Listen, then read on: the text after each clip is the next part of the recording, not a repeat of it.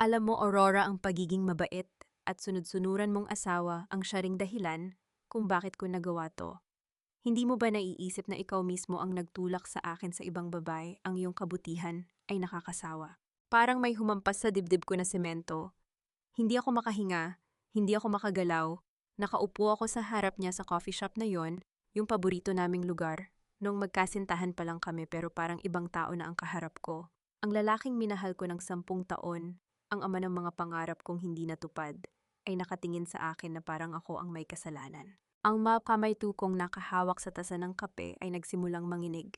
Ang init ng kape ay hindi sapat para labanan ang lamig na kumakalat sa buong katawan ko. Parang may butas sa gitna ng dibdib ko, isang butas na hindi ko alam kung paano pupunuin. Hindi ako umiyak, hindi ako makaiyak. Ang mga mata ko ay nakatitig sa kanya pero parang wala ng buhay sa likod ng mga ito. 10 taon kong ibinigay ang lahat sa lalaking ito. 10 taon kong tiniis ang mga masasakit na salita ng kanyang ina. 10 taon kong itinaguyod ang kanyang pangarap habang pinapabayaan ko ang sa akin. At ngayon narito siya, sinisisi ako sa kanyang pagkakanulo. Anton, ano? Ano ang sinasabi mo? Ang boses ko ay halos pabulong, parang hindi sa akin. Ngumiti siya na parang wala lang. Parang hindi niya sinisira ang buong pagkatao ko sa harap ng mga estrangherong nakikinig sa aming pag-uusap.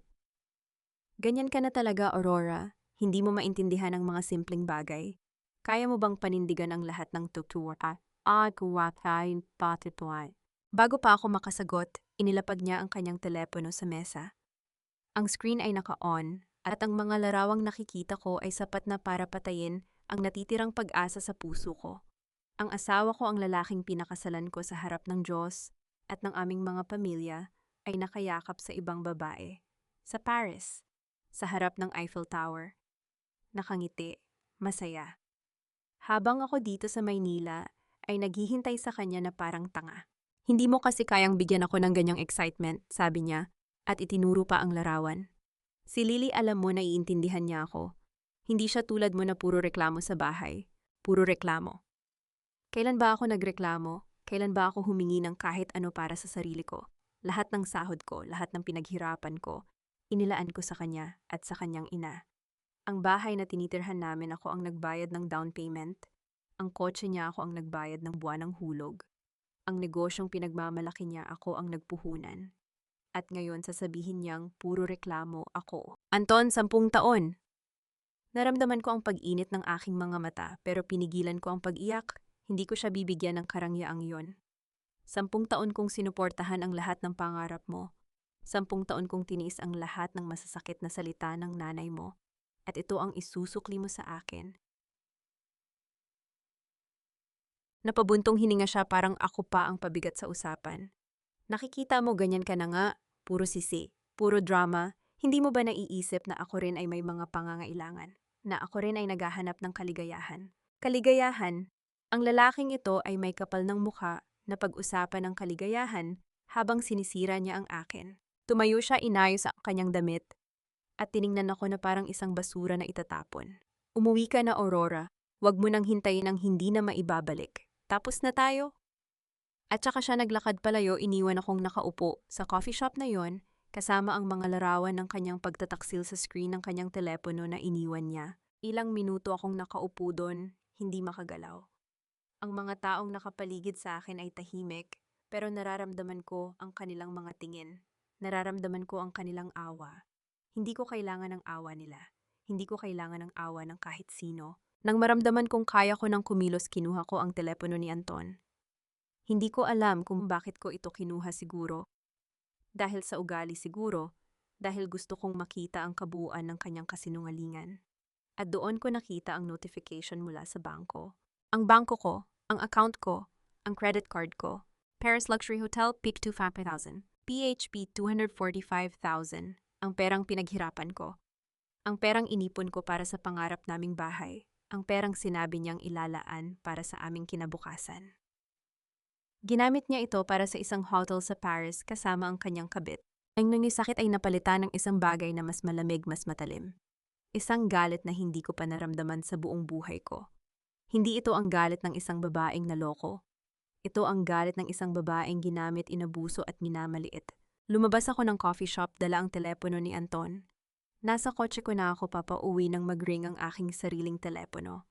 Nakita ko ang pangalan sa screen, Nanay Carmela. Sinagot ko ito, hindi alam kung ano ang aasahan. Aurora, anak. Ang boses ni Carmela ay parang pulot na may lason. Narinig ko kayo ni Anton. Alam mo, dapat kang magpasalamat na may babaeng pumansin sa anak ko. Hindi mo ba naiisip na kung hindi dahil sa'yo hindi siya maghahanap ng iba, nanlamig ang buong katawan ko? Ang babaeng ito, ang babaeng tinawag kong nanay sa loob ng 10 taon, ay sinisisi ako sa pagtataksil ng kanyang anak. At mas malala, alam niya. Alam niya ang tungkol kay Lily. At hindi lamang niya ito itinago sa akin, sinuportahan pa niya ito. Nanay, alam mo ba ang ginagawa ni Anton? Hindi ko napigilan ang pagtatanong. Alam ko, anak. At sinuportahan ko ito. Kailangan ng anak ko ng babaeng marunong magpasaya sa kanya. Hindi yung katulad mo na puro trabaho at walang alam kundi mag-ipon. Ang huling dayami, ang huling hiblang pag-asa na may natitira pang kabutihan sa pamilyang ito ay naputol. Kung ganoon, mahinahon kong sabi, salamat sa paglilinaw, nanay. Salamat sa pagpapakita sa akin kung sino talaga kayo. Bago pa siya makasagot, ibinaba ko na ang tawag. Hindi ako umiyak. Hindi ako nakaramdam ng sakit. Ang nararamdaman ko ay isang kalmadong galit, isang galit na may plano. Pagdating ko sa bahay, hindi ako pumasok sa kwarto namin. Hindi ako tumingin sa mga larawan namin ni Anton. Diretso akong pumunta sa aking opisina, binuksan ang aking laptop at sinimulan kong mag-research. Ang mabatas sa pag-aasawa, ang mabatas sa paghahati ng ari-arian, ang mabatas sa pag-freeze ng assets, ang mabatas sa pagpapawalang bisa ng mga kontrata. Hindi ako umiyak, hindi ako nalungkot. Ang bawat minutong ginugugol ko sa pag-research ay nagpapalakas sa aking determinasyon. Ang bawat detalye na natututunan ko ay nagiging sandata ko. Pagkatapos ng 2 oras na pag-research, kinuha ko ang aking telepono at tinawagan ang numero na hindi ko naisip na tatawagan ko pa, ang numero ng aming pampamilyang abogado. Attorney Reyes, ito si Aurora. Aurora, anong oras na, anong nangyari? Ang boses niya ay puno ng pag-aalala. Gusto kong simulan ang proseso ng paghihiwalay ng aming mga pinansyal na assets. Ngayon na, may katahimikan sa kabilang linya. Aurora, alam mo bang, sandali, ano ang nangyari? Hindi ko kayang ipaliwanag ngayon, attorney. Kailangan ko lang malaman, kaya ba nating i-freeze ang lahat ng accounts na nakalink sa akin? Kaya ba nating bawiin ang lahat ng properties na nasa pangalan ko? Oo, pero kailangan nating pag-usapan ito ng maayos. Bukas magkita tayo sa opisina ko. May dala ka bang dokumento? Tiningnan ko ang folder ng mga dokumento na nasa harapan ko, ang mga titulo ng bahay, ang mga bank statements, ang mga kontrata ng negosyo. Lahat ng ebidensya ng 10 taon kong pagsisikap. Lahat ng ebidensya ng kanilang pag-abuso. May dala ako, attorney. Marami akong dala. Pagkatapos kong ibaba ang tawag, tumayo ako at tumingin sa larawan namin ni Anton sa dingding. Ang larawan ng aming kasal. Ang larawan ng araw na inakala kong pinakamasaya sa buhay ko. Kung akala mo hindi ko kaya, minamaliit mo ako. Mahinahon kong sabi sa larawan. Kung akala mo ako ay mahina, hindi mo ako kilala. At pagkatapos kinuha ko ang larawan at pinunit ito sa dalawa. Ang tunog ng pagpunit ng papel ay parang hudyat ng simula ng isang bagong buhay. Ang buhay na hindi ko na alam kung paano i-navigate. Ang buhay na hindi ko na alam kung paano harapin. Pero isang bagay ang sigurado ako. Hindi na ako ang Aurora na kilala ni Anton. Hindi na ako ang babaeng tahimik na nagtitiis. Hindi na ako ang babaeng naniniwalang ang pagmamahal ay sapat na. Ang Aurora na iyon ay namatay sa coffee shop na iyon, kasama ang mga larawan ng pagtataksil ng kanyang asawa. Ang bagong Aurora ay magiging iba. Kumakabog ang dibdib ko habang nakatayo sa harap ng malaking pintuan ng opisina ni Attorney Reyes. 8:00 pa lang ng umaga, pero hindi na ako makatulog. Simula nang magising ako ng 5:00, buong gabi kong inayos ang mga dokumento, bawat resibo, bawat bank statement, bawat kontrata na nagpapatunay sa 10 taon kong pagsisikap. Good morning, Mrs. Villanueva, bati sa akin ng sekretarya. Hihintayin po kayo ni attorney sa loob. Pumasok ako sa opisina at sinalubong ako ng aming pampamilyang abogado. Isang lalaking nasa 50, may maamong mukha pero matatalim na mata. Nakita ko ang pag-aalala sa kanyang ekspresyon. Aurora, umupo ka. Itinuro niya ang upuan sa harap ng kanyang mesa. Kanina ka pa ba gising mukha kang pagod? Hindi ako makatulog, attorney. Marami akong kailangang ayusin. Inilapag ko ang folder sa kanyang mesa. Salamat sa pagpunta ng ganito kaaga. Binuksan niya ang folder at sinimulang iskim ang mga dokumento. Ilang segundo pa lang tumaas ang kanyang kilay. Aurora, ito. Ito ang mga bank statements ni Anton. Oo, at ito ang mga resibo ng mga pinagkagastusan niya sa Paris. Inilabas ko ang mga print out ng screenshots mula sa telepono ni Anton. Kasama ang hotel bookings, ang mga mamahaling restaurant, at ang mga shopping receipts. Tahimik na pinag-aralan ni Attorney Reyes ang mga dokumento. Nakita ko ang pagbabago sa kanyang mukha, mula sa pag-alala naging seryoso, at pagkatapos ay halos hindi makapaniwala. Aurora, alam mo ba na ang mga transaksyong ito ay umaabot na sa mahigit 5 milyong piso? Alam ko, hindi nagbago ang boses ko. At alam ko rin na hindi lang iyan. May mga properties pa silang binibili gamit ang pera ko, condo units, lupa sa Tagaytay, mga sasakyan. Ano ang gusto mong gawin? Itinaas niya ang tingin sa akin. Kasi kung hiwalayan lang ang pag-uusapan, kaya natin iyan. Pero kung ano ang nakikita ko sa mga dokumentong ito, Aurora, ito ay hindi simpleng paghihiwalay. Ito ay isang malawakang pagnanakaw. Gusto kong i-freeze lahat ng accounts na nakalink sa akin. Gusto kong bawiin ang lahat ng properties na nasa pangalan ko. At gusto kong siguraduhin na kapag natapos ang lahat, hindi siya makakaalis na may dalang kahit isang sentimo ng pinaghirapan ko. May katahimikan sa opisina. Tiningnan ako ni Attorney Reyes na parang pinag-aaralan ng aking mukha. Aurora, 10 taon kitang kilala. Nakita kita nung ikinasal kayo ni Anton. Nakita ko kung gaano mo siya kamahal. Huminga siya ng malalim. Ano ang nangyari? Hindi ako sumagot agad. Sa halip, inilabas ko ang huling dokumento sa folder, ang mga litrato ng pagtataksil ni Anton na nakuha ko mula sa kanyang telepono. Ang mga litratong kasama si Lily sa Paris. Ganito ang nangyari, attorney. Tiningnan niya ang mga litrato at nakita ko ang pagkabigla sa kanyang mga mata. Aurora, pasensya na. Hindi ko alam. Walang nakakaalam. Hindi ko sinabi sa kahit kanino. Umupo ako ng tuwid. Pero ngayon, kailangan ko ang tulong mo. Kailangan kong malaman kung paano ko sila mapipigilan. Inilapag ni Attorney Reyes ang mga litrato at kumuha ng notepad. Sige, pag-usapan natin ang mga legal options mo. Una, ang pag-freeze ng joint accounts. Pangalawa, ang pagkuha ng ebidensya ng financial infidelity. At pangatlo, ang paghahain ng kaso. Gaano katagal bago ma-freeze ang accounts? Kung may court order, mga 2 hanggang 3 araw. Pero kailangan natin ng matibay na ebidensya para ma-approve iyan. Tiningnan niya ako ng diretso. Kailangan natin ng smoking gun, Aurora. Isang bagay na hindi maikakaila ni Anton sa korte. Anong klaseng smoking gun? Kailangan natin ng dokumento na nagpapatunay na ginamit niya ang pera mo para sa ibang babae. Hindi lang resibo ng hotel, kailangan natin ng bank transfer records, ng mga kontrata ng anumang bagay na direktang nag-uugnay sa kanya sa paglustay ng pondo. Aalala ko ang mga folder sa bahay, ang mga file na hindi ko pa nabubuksan, ang mga dokumento na hindi ko pa nasusuri. May mga gamit pa ako sa bahay, mga resibo, mga bank statements, mga kontrata ng negosyo. Kailangan mong i-secure lahat ng iyan, ngayon na. Sumulat siya sa kanyang notepad. At kailangan nating kumilos ng mabilis. Kapag nalaman ni Anton na may ginagawa ka, maghahanap siya ng paraan para itago ang lahat.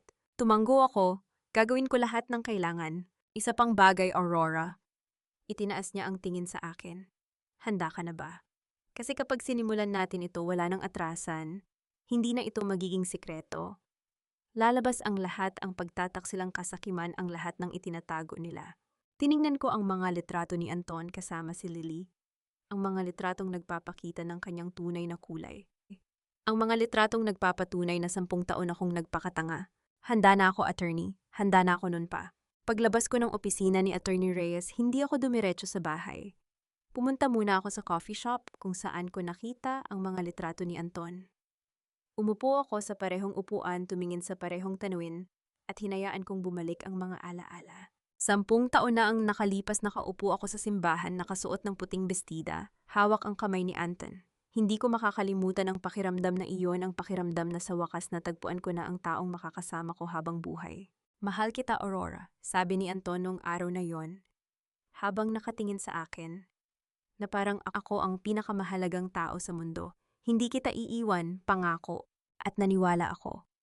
Naniniwala ako sa bawat salitang sinabi niya. Naniniwala ako sa mga pangako niya. Naniniwala ako na sapat na ang pagmamahal ko para sa kanya. Unti-unti nagbago ang lahat. Noong una maliliit na bagay ang mga late night meetings, ang mga biglaang business trips, ang mga tawag na hindi niya sinasagot kapag nasa tabi ako. Hindi ko pinansin. Inisip ko na stress lang siya sa trabaho na kailangan niya ng oras para sa sarili niya. Pagkatapos nagsimula ang mga palatandaan. Ang mga receipt ng mga restaurant na hindi namin napuntahan. Ang mga hotel bookings na hindi ko alam. Ang mga tawag mula sa mga numero na hindi ko kilala. Hindi ko pinansin. Inisip ko na negosyo lang na may mga kliyente siyang kailangang i-entertain. At habang ako ay bulag na nagtitiwala siya, ay nagtatayo ng kanyang lihim na buhay. Ang lihim na buhay kasama si Lily. Ang lihim na buhay na pinunduhan ng aking pera. Miss, gusto niyo pa po ng kape? Nagulat ako sa boses ng waiter. Napagtanto kong nakaupo pa pala ako sa coffee shop, hindi gumagalaw, nakatingin sa wala. Hindi na salamat. Tumayo ako at kinuha ang aking bag. May kailangan pa akong asikasuhin. Pagdating ko sa bahay, dumiretso ako sa opisina ni Anton. Ang opisina na hindi niya pinapasok sa akin, ang opisina na sinasabi niyang private space niya. Private space. Bulong ko sa sarili ko habang binubuksan ang pinto. Tingnan natin kung gaano ka-private. Ang opisina ay maayos at malinis. Mga libro, mga dokumento, mga picture frame. Pero alam kong may itinatago siya dito. Alam kong may sikreto siyang hindi ko dapat malaman. Sinimulan kong i-check ang mga drawer ng desk. Ang unang drawer, mga gamit pang opisina. Ang pangalawang drawer, mga lumang dokumento. Ang pangatlong drawer, naka-lock. Kumuha ako ng paperclip mula sa mesa at sinubukang buksan ang lock. Ilang segundo lang bumukas ito. 10 taon kong kasama si Anton, alam ko kung paano siya magtago ng susi sa ilalim ng keyboard, sa likod ng picture frame, sa loob ng lumang libro. Sa loob ng drawer nakita ko ang mga folder. Mga folder na may mga pangalan ng mga tao, mga pangalan na hindi ko kilala. Binuksan ko ang isa at ang nakita ko ay isang bank statement. Hindi ang bank statement namin, isang account na hindi ko alam na mayroon siya. Lihim na account, bulong ko. May lihim kang account, Anton. Sunod-sunod kong binuksan ang mga folder. Mga bank statements, mga resibo, mga kontrata, mga litrato. Ang mga litrato ni Anton kasama si Lily hindi lang sa Paris kundi sa iba't ibang lugar. Sa Boracay, sa Palawan, sa Hong Kong, sa Singapore. Lahat ng ito, sabi ko sa sarili ko, ginamit mo ang pera ko para dito. At pagkatapos nakita ko ang huling folder. Ang folder na may pangalan ni Lily. Binuksan ko ito at ang nakita ko ay isang buong profile, mga litrato, mga dokumento, mga kontrata. Ang kontrata ng pag-upa ng condo unit sa BGC sa pangalan ni Lily. Ang kontrata ng sasakyan, isang BMW sa pangalan ni Lily. Ang bank statements ng account ni Lily, ang account na pinaglagyan ni Anton ng pera kada buwan. 500,000 kada buwan. Bulong ko habang kinukwenta ang mga deposits. 10 buwan na ganito, 5 milyong piso. Hindi ako umiyak. Hindi ako nakaramdam ng sakit. Ang nararamdaman ko ay isang kalmadong galit, isang galit na may plano. Kinuha ko ang lahat ng mga dokumento, inilagay sa aking bag, at lumabas ng opisina. Hindi ko na kailangan pang mag-imbestiga, panasagot na ang lahat ng tanong ko. Makalipas ang 2 oras, nasa isang maliit na opisina ako sa may Makati, ang opisina ng isang private investigator na inirekomenda ni Attorney Reyes. Mrs. Villanueva, ako si Mr. Santos. Isang lalaking nasa 40, may matalas na mata at kalmadong boses. Sabi ni Attorney Reyes, may kailangan kang subaybayan. Ang asawa ko at ang biyanan ko. Inilapag ko ang mga litrato sa mesa. Nasa Paris sila ngayon. Kailangan kong malaman ang lahat ng ginagawa nila. Tiningnan ni Mr. Santos ang mga litrato. Anton Villanueva at Carmela Villanueva, tama ba? Oo, at ito ang babaeng kasama nila. Itinuro ko ang litrato ni Lily. Ang pangalan niya ay Lily. Kailangan kong malaman kung sino talaga siya. Diya ka ba kung saan sila nagsistay? Kinuha ko ang isa pang dokumento mula sa bag, ang hotel booking na nahanap ko sa opisina ni Anton. Dito sila nagsistay, ang Hotel Ritz sa Paris. May reservation sila hanggang sa katapusan ng buwan. Inabot ni Mr. Santos ang dokumento at pinag-aralan ito. Sige, kaya natin itong i-monitor. May mga contact ako sa Paris, mga dating kasamahan sa intelligence. Kaya nilang subaybayan ang mga galaw nila. Gusto kong malaman lahat. Ang mga pinupuntahan nila, ang mga kinakausap nila, ang mga binibili nila, lahat. Gagawin namin, Mrs. Villanueva. Tumango siya. pero aabutin ito ng ilang araw bago magkaroon ng unang report. Kailangan kong iset up ang mga contact ko sa Paris. Gaano katagal? 2 hanggang 3 araw. Siguro mas mabilis kung may magandang impormasyon tayo. Tumango ako. Sige, basta alam ko lang na ginagawa ninyo ang lahat para malaman ko ang totoo. Gagawin namin, Mrs. Villanueva. Tumayo siya at nakipagkamay sa akin. At huwag kang mag-alala, hindi malalaman ng asawa mo na may nagmamatsyag sa kanya. Paglabas ko ng opisina ni Mr. Santos, tumunog ang aking telepono. Isang text message mula sa bangko.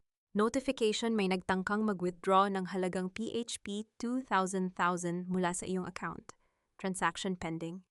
Tumawag sa bangko kung hindi ikaw ang nag-a-approve ng transaksyon ito. Nanlamig ang buong katawan ko. 2 milyong piso. May nagtangkang mag-withdraw ng 2 milyong piso mula sa account ko. At alam ko kung sino. Si Anton. Si Anton na nasa Paris. Si Anton na ginagamit ang ATM card ko. Tiningnan ko ang oras. 3:00 ng hapon sa Maynila, 9:00 ng umaga sa Paris. Siguradong nagising si Anton, nakita ang bank notification at nagtangkang mag-withdraw ng pera para sa kanyang bakasyon kasama si Lily. Hindi ako nag-isip ng 2 beses. Tinawagan ko agad ang bangko. Good afternoon, ito po si Aurora Villanueva. May nagtangkang mag-withdraw ng 2 milyong piso mula sa aking account. Gusto kong i-freeze ang lahat ng transaksyon. Ate, sandali lang po, i-verify ko muna ang inyong account. May katahimikan sa kabilang linya. Ma'am, nakita ko nga po ang pending transaction. Kailangan niyo po bang i-approve ito? Hindi, i-freeze niyo lahat. Ngayon na. Ma'am, kailangan po namin ng written authorization para... Hindi ko kailangan ng written authorization para protektahan ang sarili kong pera. Hindi ko napigilan na ang pagkairita sa boses ko. May nagnanakaw sa akin. At kung hindi niyo i-freeze ang account ko ngayon, kakasuhan ko kayo ng bangko. May katahimikan sa kabilang linya. Sandali lang po, ma'am, iko-connecta ko kayo sa manager. Ilang minutong naghintay at sumagot ang isang boses na mas formal. Mrs. Villanueva, ito po si Mr. Tan, ang branch manager. Naiintindihan ko po ang inyong sitwasyon. Pwede ko bang malaman kung ano ang nangyari? May nagtangkang mag-withdraw ng 2 milyong piso mula sa account ko. Ang tanging may hawak ng ATM card ko ay ang asawa ko na kasalukuyang nasa Paris. Hindi ko ina-approve ang transaksyong ito. Ma'am, kung ganon, i-flag namin ang transaksyon bilang suspicious at i-freeze namin ang account habang iniimbestigahan namin. Kailan mangyayari iyan? Ngayon na po, i-activate namin ang freeze sa loob ng ilang minuto. Pero ma'am, kailangan ko kayong bigyan ng babala kapag na-freeze ang account, hindi rin kayo makaka-access ng pera hanggat hindi nalulutas ang issue. Hindi mahalaga, mas importante na hindi niya makuha ang pera ko.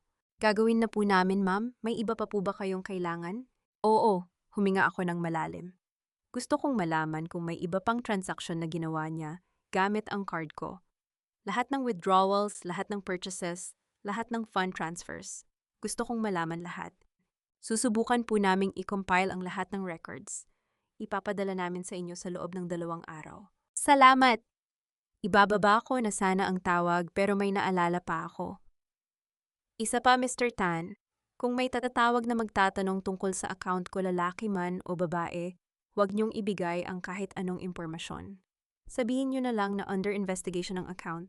Naintindihan ko po, ma'am, gagawin namin. Pagkatapos kong ibaba ang tawag, tumayo ako sa harap ng kotse ko, nakatingin sa malayo. 2 milyong piso. Tinangka ni Anton na kunin ang 2 milyong piso, ang perang pinaghirapan ko, ang perang pinag-ipunan ko para sa aming kinabukasan. Hindi mo alam kung sino ang kalaban mo, Anton, bulong ko sa sarili ko. Pero malalaman mo kapag huli na ang lahat. Sumakay ako sa kotse ko at sinimulan ng makina. May plano akong kailangang tapusin, isang plano na magbabago sa lahat. At hindi ako hihinto hanggat hindi natatapos ang lahat. Matingnan mo nga naman ang nanay ng asawa mo, ang arte ng damit. Akala mo hindi niya alam na galing sa anak niya ang lahat ng iyan? Narinig ko ang mahina nilang tawa mula sa kabilang dulo ng airport lounge. Nakaupo ako sa isang upuan, mga 5 metro ang layo, hawak ang isang baso ng tubig na hindi ko pa man lang nalalasahan. Pinagmasdan ko sila, si Anton na nakangiti habang may kausap sa telepono at si Carmela na abala sa pag-aayos ng kanyang buhok at pagtingin sa salamin. Anton, anak, siguraduhin mong may magandang hotel tayo sa Paris. Sabi ni Carmela, sapat lang ang lakas para marinig ko. Hindi naman tayo pupunta roon para magtipid, di ba? Siyempre naman, ma. Bakit naman tayo magtitipid? Sagot ni Anton. at napatingin sa akin. Ngumiti siya ang ngiting iyon na minsan kong inakalang totoo. Aurora, di ba masabihin mo na nga kay mama na hindi tayo nagtitipid? Napangiti ako pabalik. Sige ma, mag-enjoy lang kayo. Bahala na ang lahat dito. Ganyan dapat, sabi ni Carmela at tumingin sa akin na may bahid ng pagmamataas. Buti na lang at may pera tayo para makatakas sa pagkabagot dito, kaysa naman nakatambay lang sa bahay na yan. Tumango lang ako. Ang mga salitang may pera tayo ay parang kutsilyong bumabalot sa aking dibdib. Siyempre tayo ang sabi niya pero hindi niya alam na ang perang iyon ay akin. Lahat ng iyon ay akin. Nang mag-announce ang flight nila, tumayo si Anton at lumapit sa akin. Hinawakan niya ang kamay ko, hinalikan ako sa noo, isang halik na walang laman, walang damdamin. Salamat Aurora, sabi niya. Alam kong hindi mo gusto ang mga ganitong biyahe, pero salamat sa pag-unawa. Wala yon Anton, tiningnan ko siya sa mata. Mag-enjoy kayo ni Mama, sulitin niyo ang bawat sandali. Tumango siya at may isang segundo akong nakakita ng kakaiba sa kanyang mga mata. Parang may pag-aalinlangan, pero mabilis din iyong nawala. Sige, text kita pagdating namin. O dapat, ngumiti ako. Ako na ang bahala dito. Tinalikuran nila ako at pinanood ko silang maglakad papunta sa boarding gate.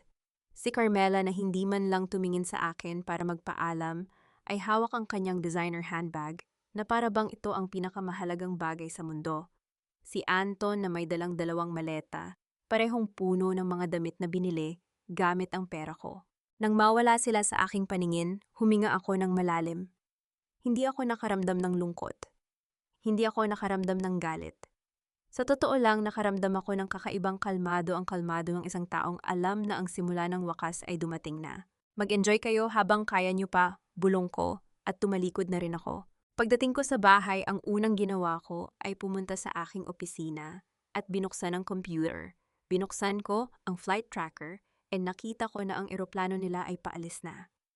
Pinanood ko ang maliit na icon ng eroplano na gumagalaw sa screen paalis ng Maynila papuntang Paris. Alis na kayo, sabi ko sa sarili, at habang lumalayo kayo mas malapit na ang katapusan. Naupo ako sa aking upuan at tumingin sa paligid. Ang bahay na ito, ang malaking bahay na ito na may mga mamahaling kasangkapan, na may hardin na inalagaan ko ng buong pagmamahal, ay hindi ko binili para sa sarili ko. Binili ko ito para sa amin, para sa aming pamilya, para sa pangarap na akala ko ay totoo. Naalala ko noong unang beses naming nakita ang bahay na ito. 5 taon na ang nakalipas. Si Anton ay walang trabaho noon, kakagraduate lang ng kolehiyo, ang kolehiyong ako ang nagpaaral. Naglalakad kami sa lansangan at nakita niya ang bahay na ito. Ang ganda ng bahay na yan, sabi niya na may pananabik sa mata. Sana balang araw makabili tayo ng ganito. Tiningnan ko siya at nakita ko ang pangarap sa kanyang mga mata. Bibilihin natin yan, sabi ko. Hindi na tayo hihintayin pa. At ginawa ko nga. Ibinenta ko ang mga alahas na minana ko sa aking ina, ang mga alahas na sinabi kong hindi ko ibebenta kahit kailan. Pero para kay Anton, ibinenta ko. Para sa pangarap naming dalawa, ibinenta ko. Hindi lang bahay, ang sasakyan na minamaneho niya, binili ko. Ang negosyong pinagmamalaki niya, ako ang nagpundar. Ang kolehiyong pinag-aralan niya, ako ang nagbayad. Lahat ng yon ako. At ngayon nakaupo ako sa aking opisina, napapaligiran ng mga bagay na pinaghirapan ko, habang ang taong sinasabi kong mahal ko ay nasa eroplano patungo sa Paris, kasama ang kanyang ina at ang kanyang kabit. Hindi ko hahayaang maging ganito ang lahat. Kinuha ko ang aking telepono at tinawagan si Attorney Reyes. Attorney, sabi ko nang sumagot siya. Kailangan na nating tapusin ang plano. Mrs. Villanueva, sagot niya. At narinig ko ang pagbabago sa kanyang boses, ang profesional na tono na ginagamit niya kapag seryoso na ang usapan. Nasa opisina ako. Pwede ka bang pumunta dito ngayon? Pupunta na ako. Pagdating ko sa opisina ni Attorney Reyes, inilatag na niya ang mga dokumento sa mesa. May mga folder, may mga kontrata, may mga titulo, lahat ng kailangan para sa huling bahagi ng plano. Mrs. Villanueva, simula niya na-compile ko na ang lahat ng dokumento. Una ang freeze order sa lahat ng accounts na may pangalan mo. Pangalawa ang paglilipat ng titulo ng bahay at sasakyan pabalik sa iyo. At pangatlo ang paghahain ng kaso para sa annulment. Naupo ako sa harap niya at tiningnan ang mga dokumento. Gaano katagal bago ma-process ang lahat? Ang freeze order and maaring ma-activate within 24 hours. Ing paglilipat ng titulo dahil nakapangalan naman sa iyo ang lahat mabilis lang. Ang annulment syempre ay mas matagal. Pero ang mahalaga makakapag-file na tayo ngayon. Aning kailangan kong gawin? Kailangan mong pirmahan ang mga dokumentong ito. Itinuro niya ang mga papel. Pero bago iyon gusto kong siguraduhin na alam mo ang mga pinapasok mo. Kapag na-freeze ang accounts, hindi mo rin magagamit ang pera hanggat hindi nalulutas ang issue. At kapag na-file na ang annulment, hindi na maibabalik ang lahat. Tiningnan ko siya. Attorney, alam mo ba kung gaano katagal akong nagtiis sa pamilyang iyon? Alam mo ba kung gaano karaming beses kong pinatawad si Anton? Alam mo ba kung gaano karaming beses kong sinabi sa sarili ko na magbabago rin siya? Tumanggo siya tahimik. Hindi na ako hihintay pa, attorney. Hindi na ako magtitiis pa.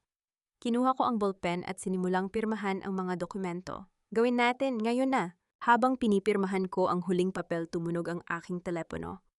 Isang notification mula sa aking investigator si Mr. Santos. Binuksan ko ang message at nakita ko ang mga larawan. Mga larawan ni na Anton at Carmela sa Paris. Nakangiti sila. Nakaupo sa isang mamahaling restaurant. May hawak na alak, may mga pagkain sa mesa na siguradong nagkakahalaga ng libu-libong piso. Pinagmasdan ko ang mga larawan. Ang mga ngiti nila, ang mga ngiting iyon na akala nila ay ligtas na sila. Ang mga ngiting iyon na akala nila ay hindi na nila kailangang harapin ang mga kasinungalingan nila. Ngumiti rin ako. Mag-enjoy kayo habang kaya niyo patpon, bulong ko at inilapag ang telepono sa mesa. Kinabukasan, habang naghahanda ako ng kape sa kusina, tumunog ang aking telepono. Isang text message. Mula kay Anton, sana masaya kayo sa Paris, ako magiging masaya rin dito sa bahay. Binasa ko ang mensahe. Binasa ko ulit. At unti-unti habang pinagmamasdan ko ang mga salitang iyon, naramdaman ko ang isang bagay na hindi ko inaasahan. Ang text na iyon, ang text na ipinadala ko ay hindi basta text. Ito ang simula ng pagbagsak nila. Tiningnan ko ang orasan. 7:00 ng umaga sa Maynila, 1:00 ng madaling araw sa Paris. Siguradong gising pa si Anton, nag-e-enjoy sa kanyang bakasyon kasama si Lily. Hindi niya alam na habang nag-e-enjoy siya, ang kanyang mundo ay unti-unti nang gumuguho. Hindi niya alam na ang perang hawak niya ay unti-unti nang nauubos. Hindi niya alam na ang bahay na tinitirhan niya ay hindi na niya matatawag na kanya. At higit sa lahat, hindi niya alam na ang babaeng inakala niyang tanga, ang babaeng inakala niyang hindi niya kailangang katakutan, ay siyang magiging dahilan ng kanyang pagbagsak. Inilapag ko ang telepono at ipinagpatuloy ang paggawa ng kape. Kalmado ako, tahimik, handa na. Mag-enjoy kayo habang kaya niyo, patbulong ko sa sarili at ngumiti. Ang tunog ng text message notification ay nag-echo pa rin sa aking isipan, ang huling senyales na ang lahat ay magbabago na. Ang verong tunog ng credit card na na-decline iyon, ang unang bagay na bumungad sa akin nang magising ako sa hotel sa Paris. Hindi ako si Aurora, ako si Anton. At sa sandaling iyon, wala akong ideya na ang maliit na ingay na iyon ay simula na ng aking pagbagsak. Anong nangyari? Bulong ko sa sarili, muling inilapat ang card sa machine. Subukan mo ulit. Muli kong sinubukan, na-decline pa rin. Sir, may problema ba? Tanong ng waiter, ang kanyang mukha ay puno ng pag-aalala. Wala. Mabilis kong sagot, pinilit kong ngumiti. Technical error lang siguro, sandali lang. Ngunit sa loob ko may kumurot. Hindi ito basta technical error, alam ko. Pero ayaw ko pang harapin ang katotohanan. Kumuha ako ng isa pang card, ang corporate card, na alam kong may malaking limit, na decline din. Anton, anong nangyayari? Narinig kong boses ni Carmela mula sa likod. Nakaupo siya sa breakfast table, nakakunot ang noo. Bakit ang tagal mo? Wala ma, nag-aayos lang ng sistemang bangko. Sandali lang. Ngunit hindi ako naniwala sa sarili kong mga salita. 2 oras ang lumipas at nakaupo kami ni Carmela sa lobby ng hotel. Ang aking ina ay tahimik, ngunit nakikita ko ang kaba sa kanyang mga mata. Siya ay nag-try mag-withdraw sa ATM kanina, na decline din. Anton, tinawagan mo na ba ang bangko? Tanong niya, ang kanyang boses ay may bahid ng pagkataranta. Oo ma, kanina pa ako nakikipag-usap sa kanila. Anong sabi nila? Napabuntong hininga ako. Sabi nila, ang accounts ay on hold. Dahil daw sa suspicious activity. Anong suspicious activity? Saan galing yon? Hindi ko alam ma, hindi nila sinasabi sa akin. Kailangan kong pumunta sa branch mismo para i-verify. Ang mukha ni Carmela ay namutla. Anton, may ginawa ka bang hindi maganda? May ginastos ka bang sobra? Ako pa ba ang sisihin mo ma? Naiirita kong sagot. Ikaw nga ang nagpabili ng mga Louis Vuitton mo sa Paris. Ano ako pa ngayon ang masama? Ikaw ang nag-aya dito. Ikaw ang nagsabing sagot mo ang lahat. Oo, sagot ko pero hindi ibig sabihin nun na wala na akong limit. Nag-away kami. Sa lobby ng isang mamahaling hotel sa Paris, nag-aaway kami ng aking ina na parang mga bata. Ang mga turista ay nakatingin sa amin, ngunit wala akong pakialam. Ang tanging nasa isip ko ay paano ito nangyari. Bakit na-freeze ang mga accounts at higit sa lahat saan napunta ang pera? Habang naghihintay kami ng tawag mula sa bangko, napatingin ako sa TV sa lobby. May balita tungkol sa isang malaking corporate scandal sa Maynila. Wala itong kinalaman sa amin ngunit sa bawat segundong lumilipas lumalaki ang aking paranoia. Anton, tingnan mo yon, sabi ni Carmela itinuro ang TV. May naloko daw na businessman, nawala ng lahat. Hindi naman tayo yan. Pero paano kung hindi tayo yan, ma? Putol ko ang boses ko, ay mas matalas kaysa sa inaasahan ko. May pera tayo, may negosyo tayo, may bahay tayo. May ano, putol niya sa akin. Kasi sa tingin ko wala na tayong anuman. Tumahimik ako, hindi ko alam kung paano sasagutin ang sarili kong ina. Sa kabilang panig ng mundo sa isang bangko sa Maynila, nakaupo ako si Aurora sa harap ng bank manager. Ang kanyang pangalan ay Mr. Dela Cruz, isang payat na lalaki na may salamin na patuloy na inaayos habang nakikipag-usap sa akin. Mrs. Villanueva, sigurado ka ba sa desisyong ito? Tanong niya, ang kanyang boses ay puno ng pag-aalala. Ang pag-freeze ng lahat ng accounts kasama na ang joint accounts mo ng asawa mo ay isang malaking hakbang. Oo, sigurado ako. Sagot ko, ang aking boses ay kalmado at matatag. Pirmahan ko na lang ang mga dokumento. Tiningnan niya ako ng matagal na parang hinahanap ang anumang senyales ng pag-aalinlangan. Wala siyang nakita. Ma'am, alam mo ba na kapag na-freeze ang accounts, hindi mo rin magagamit ang pera hanggat hindi nalulutas ang issue? Alam ko. Tamawa ba na maring magalit ang iyong asawa kapag nalaman niya ito? Ngumiti ako. Attorney, yon ang inaasahan ko. Pinirmahan ko ang mga dokumento. Ang bawat sulat ng aking pangalan ay parang isang selyo ng aking kalayaan. Ang bawat pahina ay parang isang hakbang palayo sa buhay na inialay ko sa mga taong hindi naman ako pinahalagahan. Nang matapos ako, tumayo ako at nakipagkamay kay Mr. Dela Cruz. Salamat sa iyong tulong. Ma'am, kung may kailangan ka pa, nandito lang ako. Hindi nagsagot ko at lumabas ng bangko. Sa labas ang araw ay sumisikat. Ang Maynila ay abala sa mga taong nagmamadali sa kanilang mga buhay.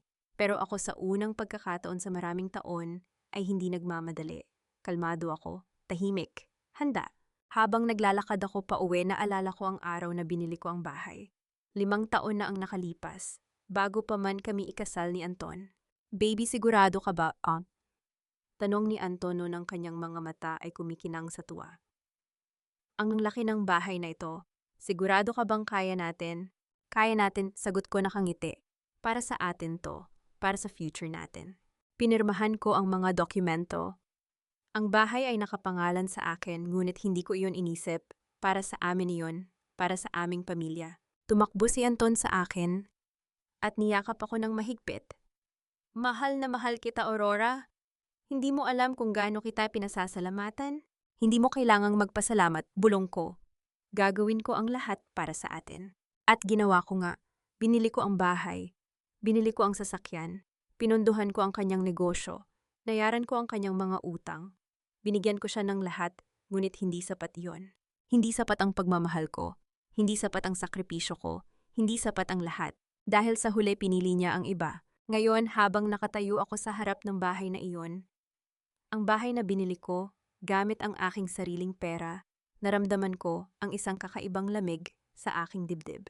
Ang saya na naramdaman ko noon ay pinalitan na ng isang matigas na determination. Hindi na ako magiging biktima, hindi na ako magiging tanga. Sa Paris, ang telepono ko, si Anton ay nanginginig habang hawak ko ito. Tinawagan ko si Aurora, muli at muli at muli. Sumagot ka, Aurora. Bulong ko, ang aking boses ay puno ng galit at takot. Sumagot ka. Ngunit hindi siya sumagot. Sa halip, nakatanggap ako ng isang text message. Binuksan ko ito at binasa ko ang mga salitang iyon, na parang isang saksak sa puso. Naghahanap ka ba ng pera? Baka naman kasi ginastos mo na lahat sa kabit mo. Nanlamig ang buong katawan ko. Hindi ako makagalaw. Hindi ako makahinga. Anton, anong nangyari? Tanong ni Carmela, ngunit hindi ko siya narinig. Anton, tiningnan ko siya, ang aking mga mata ay puno ng takot. Alam na niya. Sino anong alam? Si Aurora, alam na niya ang lahat. Ang mukha ni Carmela ay namutla. Paano niya nalaman? Gary, Bob Pakinan. Hindi ko alam pero napalunok ako. Wala na tayong pera na freeze ang lahat ng accounts. Sigaw niya ang kanyang boses, ay tumagos sa lobby ng hotel. Paano nangyari yon? Hindi ko alam, pero kailangan nating umuwi. Ngayon na. Kumuha ako ng isang emergency credit card mula sa aking wallet, ang card na itinago ko para sa mga emergencies. Sinubukan kong gamitin ito para mag-book ng flight pa uwi. Na-decline din. Anong nangyari? Tanong ni Carmela, ang kanyang boses ay nanginginig. Na-decline din, ma. Subukan mo ulit. Na-decline na nga, ma. Tumakbo si Carmela sa isang ATM machine sa lobby. Sinubukan niyang mag-withdraw gamit ang kanyang sariling card. Na-decline. Sinubukan niyang muli. Na-decline. Muli? Na-decline. Hindi pwede. Bulong niya, ang kanyang mga kamay ay nanginginig. Hindi pwede. May pera ako. Sigurado akong may pera ako.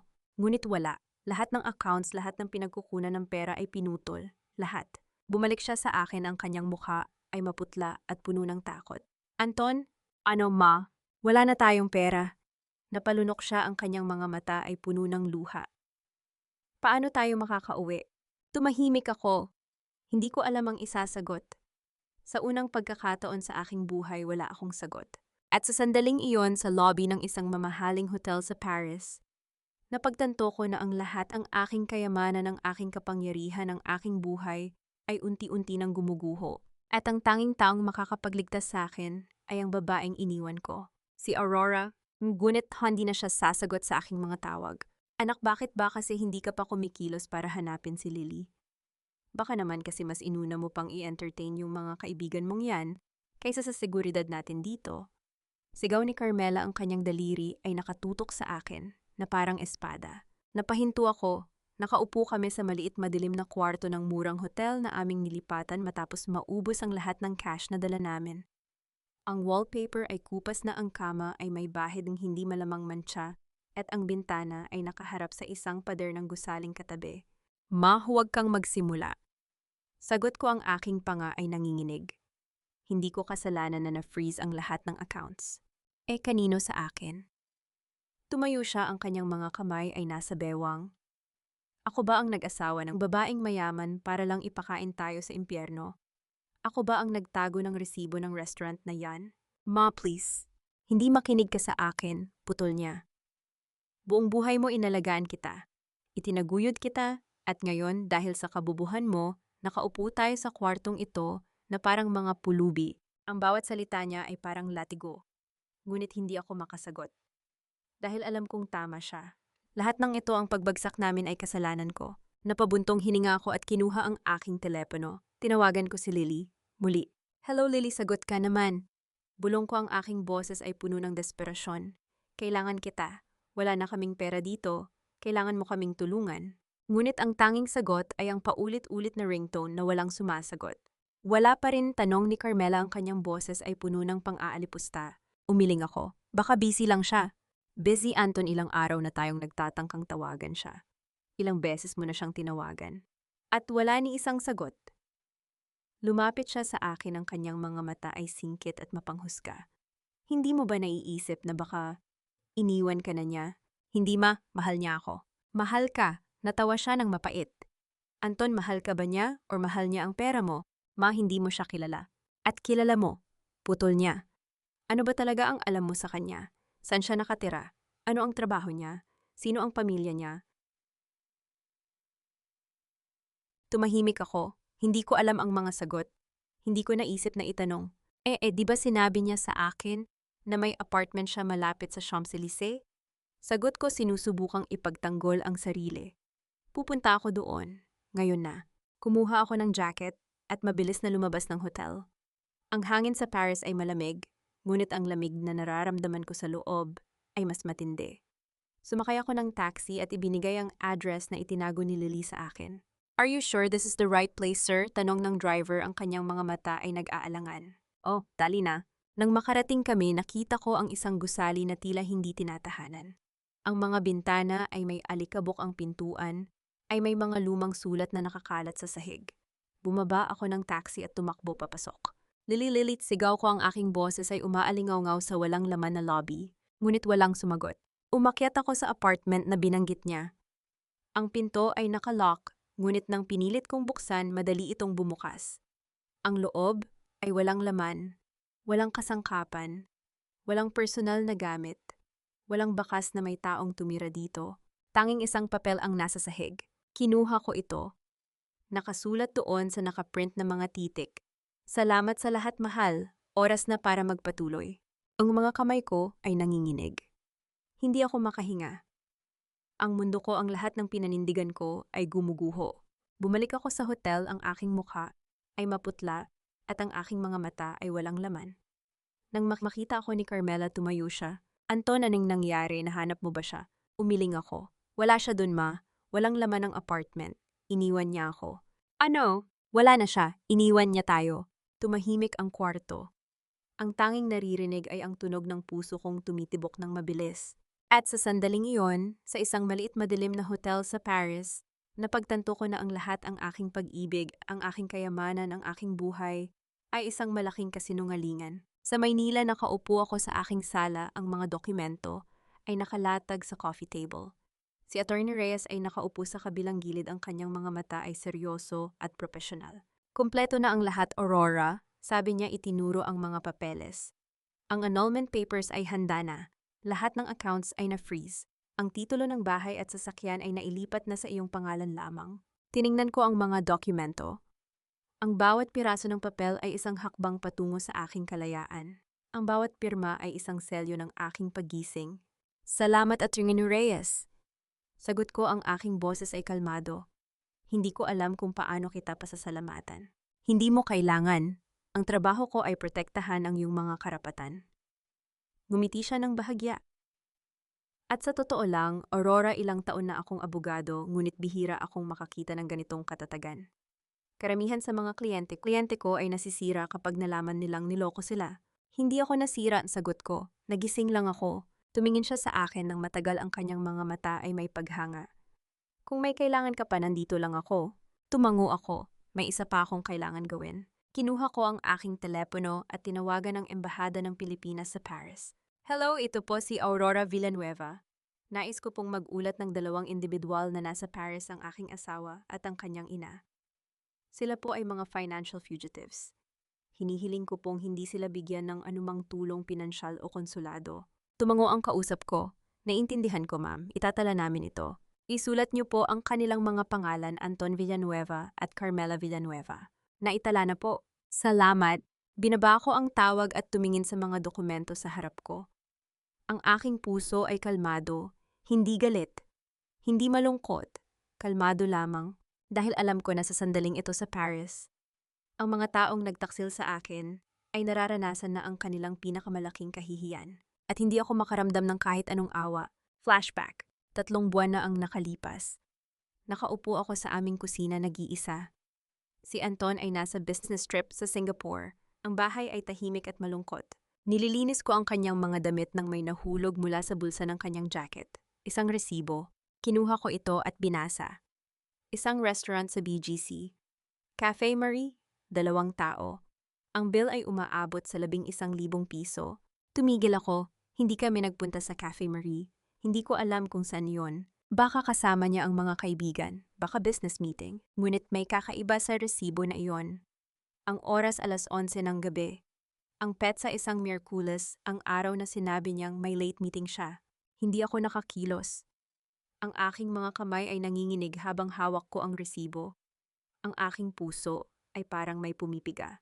Hindi nabulong ko sa sarili. May paliwanag yan. May paliwanag ang lahat. Ngunit sa kabila ng aking pagsisikap na pigilan ang aking sarili, hindi ko maiwasang mapansin ang iba pang mga palatandaan. Ang mga late-night text messages. Ang pagiging secretive niya sa kanyang telepono. Ang biglaang pagbabago ng kanyang schedule. At ang pinakamalala, ang pagbaba ng laman ng aking personal account. Ang pera na pinaghirapan ko. Ang pera na pinagkakatiwalaan ko sa kanya. Kinabukasan nagpunta ako sa bangko. Humingi ako ng listahan ng mga transaksyon at doon ko nakita ang lahat ng mga pag-withdraw. Ang mga pagbili sa mga mamahaling tindahan. Ang mga hotel bookings. Ang mga flight papuntang Paris. Hindi para sa amin, para sa kanya at sa iba. Ang sakit na naramdaman ko nung sandaling iyon ay hindi ko maipaliwanag. Parang may sumabog sa loob ko. Parang ang lahat ng pinaghirapan ko, ang lahat ng pinagkakatiwalaan ko, ay isang malaking kasinungalingan. Ngunit sa halip na umiyak tumayo ako, itinago ko ang sakit, itinago ko ang galit, at nagplano ako. Dahil natutunan ko na sa buhay ang mga taong nagtaksil sa iyo ay hindi karapat-dapat sa iyong luha. Karapat-dapat sila sa mga kahihinatnan. Sa Paris nakaupo kami ni Carmela sa lobby ng hotel. Ang hotel manager, isang matangkad na Pranses na may malamig na mga mata, ay nakatayo sa harap namin. Mr. Villanueva, hindi ninyo nabayaran ang inyong bill sa loob ng 3 araw. Sabi niya sa Ingles, ang kanyang boses ay matigas. Kung hindi ninyo ito mababayaran ngayon, mapipilitan kaming ipalayas kayo. Please, kailangan lang namin ng kaunting oras. Sabi ko, ang aking boses ay nanginginig. May darating na pera, i-promise ko. Mr. Villanueva, ito na ang pangalawang beses na binigyan ko kayo ng extension. Hindi ko kayo mapagbigyan pa. Pakiusap. Kung hindi ninyo mababayaran ang inyong bill sa loob ng 24 na oras, tatawagan ko ang mga autoridad.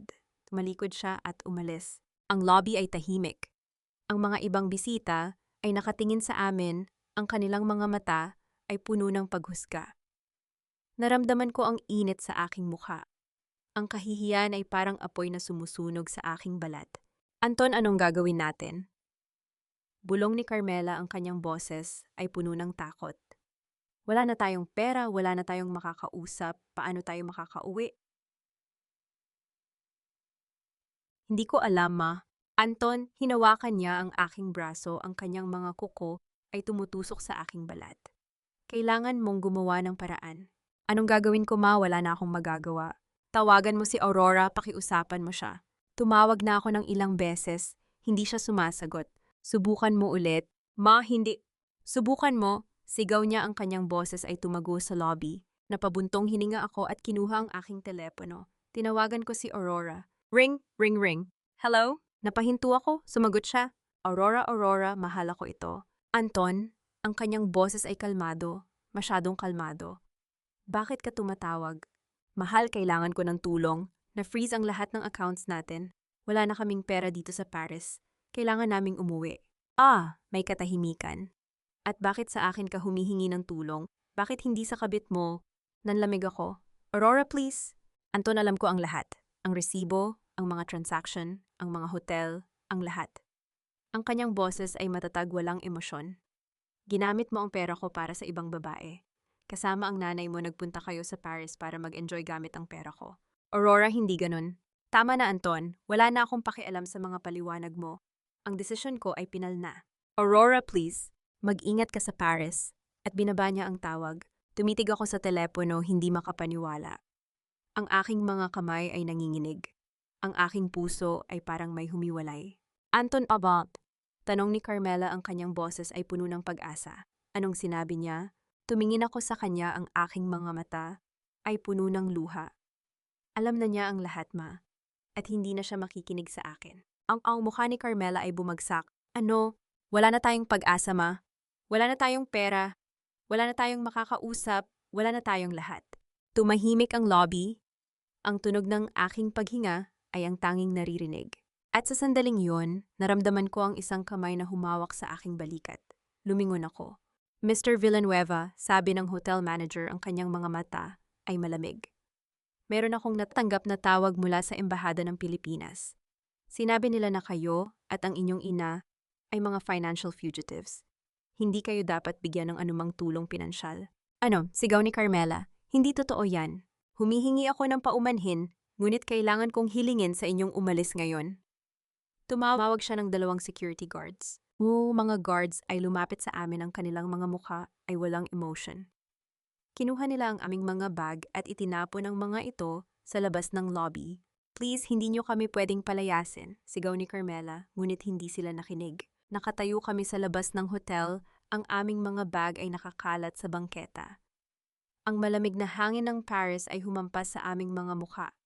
Ang mga dumadaan ay nakatingin sa amin, ang kanilang mga mata ay puno ng paghusga. Anton, bulong ni Carmela, ang kanyang boses ay nanginginig. Anong gagawin natin? Hindi ako sumagot, hindi ko alam ang isasagot. Ngunit bago pa ako makapagsalita, tumunog ang aking telepono. Tiningnan ko ang screen. Si Lily. Mabilis kong sinagot ito. Lily, mahal, salamat at tumawag ka. Kailangan ko ng tulong. Anton, ang kanyang boses ay malamig. Masyadong malamig. Akala mo ba mahal kita? Nanlamig ako. Ano? Pera mo lang ang habol ko. Ngayong wala ka ng silbi. Natawa siya, isang malupit mapang-uyam na tawa. Paalam, mahal. Sana ay mag-enjoy ka sa iyong bagong buhay. At binaba niya ang tawag. Ang mundo ko ay tumigil. Hindi ako makahinga. Hindi ako makagalaw. Ang lahat ng pinanindigan ko ay gumuho sa isang iglap. Anton, tanong ni Carmela, ang kanyang boses ay puno ng pag-aalala. Sino yan, si Lily ba? Tumingin ako sa kanya, ang aking mga mata ay puno ng luha. Iniwan niya ako, ma. Iniwan niya tayo. Ano? Wala na tayong lahat. Tumahimik si Carmela. Ang kanyang mga mata ay lumawak, ang kanyang mukha ay namutla. At pagkatapos, dahan-dahan ang kanyang mga tuhod ay yumuko. Bumagsak siya sa sahig. Lumapit ako sa kanya, ngunit hindi niya ako tiningnan. Ang kanyang mga mata ay nakatitig sa wala. Anak, bulong niya, ang kanyang boses ay halos hindi marinig. Pinabayaan mo tayo, sinira mo tayo. Ang kanyang mga mata ay puno ng galit at pagkadismaya. Hindi galit sa akin, galit sa kanyang sarili, galit sa mundo, galit sa lahat ng nagtaksil sa amin. At habang nakatayo ako doon, nakatingin sa aking ina na nakaluhod sa malamig na bangketa ng Paris, naramdaman ko ang isang bagay na hindi ko pa naramdaman sa buong buhay ko. Ang tunay na kahulugan ng pagkawala. Ang tunog ng kanyang katawan na bumagsak sa sahig ay umaalingaw-ngaw sa aking mga tainga. Isang eko ng lahat ng aming nasira, lahat ng aming nawala. At sa sandaling iyon, alam kong wala nang babalikan. Tumayo ako sa harap ng maliit na sira-sirang apartment na tinutuluyan namin ngayon, pinagmamasdan ng mga kalawang na rehas ng bintana at ang kupas na pintura ng pinto. 3 linggo na ang nakalipas mula nang kami palayasin sa hotel sa Paris. 3 linggo ng pagmamakaawa sa mga kamag-anak ng pagsakay sa barko na parang mga pulubi ng pagkain ng tuyong tinapay at tubig na may asin. Anton, buksan mo na nga ang pinto, Sabi ni Carmela sa likod ko, ang kanyang boses ay paos at mahina. Napabuntong hininga ako at kinuha ang susi mula sa bulsa ko. Ang susi na ibinigay ng aking pinsan na si Dennis, ang tanging kamag-anak na naawa sa amin. Hindi ko akalain na darating ako sa puntong ito. Ako si Anton Villanueva, na dating nakatira sa isang mansion sa Forbes Park. Ngayon ay nakatayo sa harap ng isang apartment na kasya lamang ang isang kama at isang lumang electric fan. Bakit ang tagal mong buksan, inis na sabi ni Carmela. Sandali lang, masagot ko habang ipinipihit ang susi. Ngunit nang buksan ko ang pinto, agad akong nanlamig. Ang mga kandado ay bago. Hindi tugma ang susi ko. Anong nangyayari? Tanong ni Carmela, naramdaman ang aking pag-aalangan. Hindi tugma ang susi. Anong hindi tugma? Subukan mo ulit. Paulit-ulit kong sinubukan, ngunit walang nangyari. Ang pinto ay ayaw bumukas. Anton, sigaw ni Carmela, ang kanyang boses ay puno ng pagkabalisa. Anong gagawin natin? Bago pa ako makasagot, may nagsalita mula sa gilid. Mr. Villanueva, lumingon ako. Isang lalaki na nakasuot ng mamahaling barong at may dalang leather briefcase ang nakatayo sa may hagdanan. Ang kanyang mga mata ay matalim professional. Ako si Attorney Marcelo, pagpapakilala niya. Kinatawan ko si Mrs. Aurora Villanueva. Nanlaki ang mga mata ko. Ano, bakit kayo nandito? Ang bahay na ito at ang lahat ng ari-arian na dating nakapangalan sa inyo ay legal nang nailipat kay Mrs. Villanueva. Inilahad niya ang isang folder. Ito ang mga dokumento. Nilagdaan ito ni Mrs. Villanueva 2 linggo na ang nakalipas at ito ay pumasa na sa lahat ng legal na proseso. Hindi pwedeng, sigaw ni Carmela, ang kanyang mukha ay namumula. Hindi niya pwedeng gawin ito sa amin.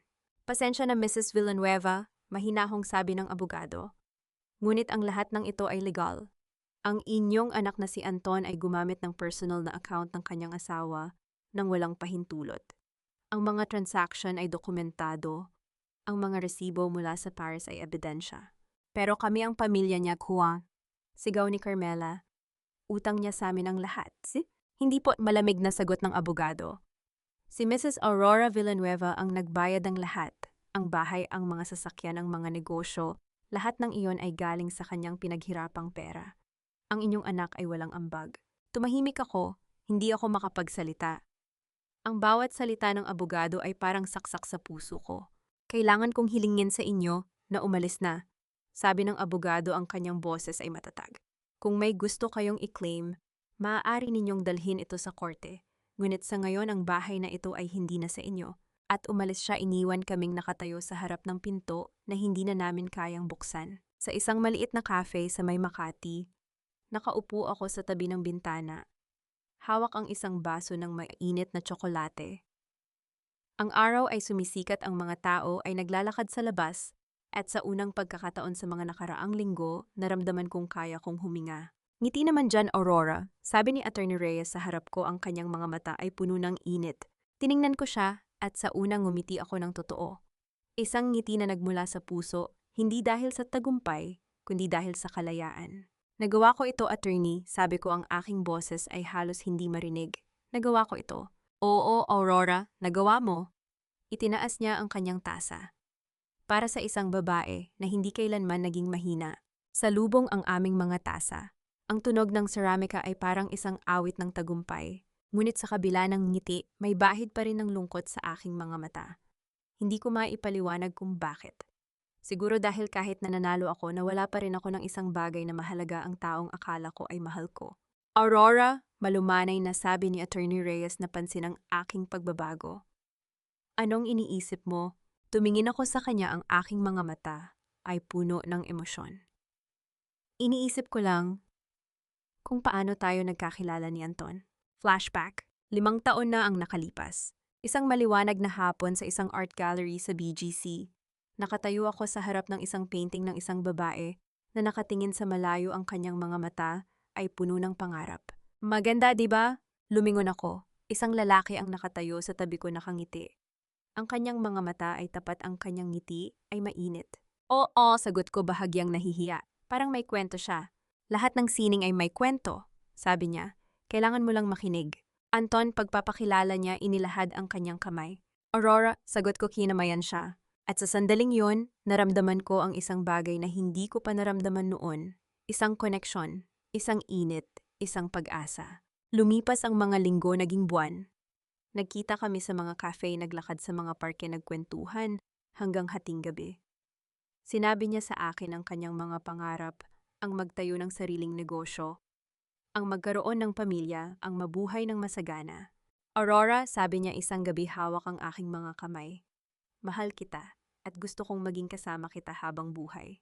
Ang aking puso ay tumibok ng malakas. Anton, papakasalan mo ba ako? Tanong niya, ang kanyang mga mata ay puno ng pag-asa. O bulong ko, ang aking mga mata ay puno ng luha.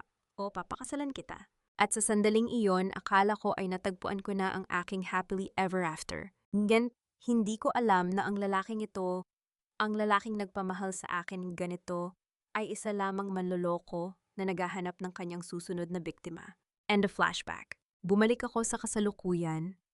Ang aking mga mata ay puno ng luha.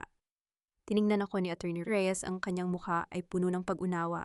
Mahirap pa rin, di ba? Tanong niya. Tumango ako.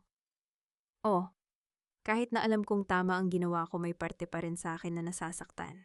Siguro dahil minahal ko siya ng totoo. At ang pagmamahal na yon, hindi ko kayang burahin ng ganun-ganun na lang. Aurora, at malumanay na sabi niya, ang pagmamahal ay hindi nawawala. Ito ay nagbabago lamang.